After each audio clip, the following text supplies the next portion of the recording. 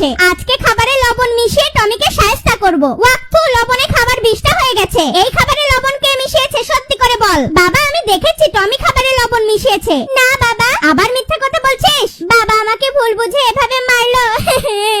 বিল্লু, যা টয়লেটের কোমোটের উপরেই আঠা ঢেলে দে। আজকেও টমিকে মার খাইয়ে নিব।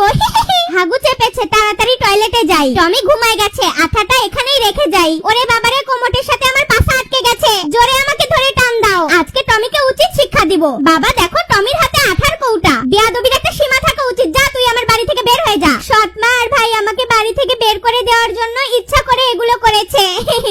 অনেকদিন পর একটা বিড়ালকে পেয়েছি, দাঁড়া, ধরতে পারলে তোকে গিলে খাবো। বিল্লু, তোর মাথায় সেই বুদ্ধি বেটা। টমিকে এভাবে ফাঁসিয়ে বাড়ি থেকে বের করলি। সর্বনাশ, তার মানে তোরা দুই মা বেটা চক্রান্ত করে আমার ছেলেকে বাড়ি থেকে বের করেছিস। যা, এই মুহূর্তে তোরা আমার বাড়ি থেকে বের হয়ে যা। আমার ছেলেটা রাগ করে কোথায় চলে গেল? ওই তো টমি। টমি, আমাকে মাফ করে দে বাবা, আমি তোকে ভুল বুঝে বাড়ি থেকে বের করে দিয়েছিলাম।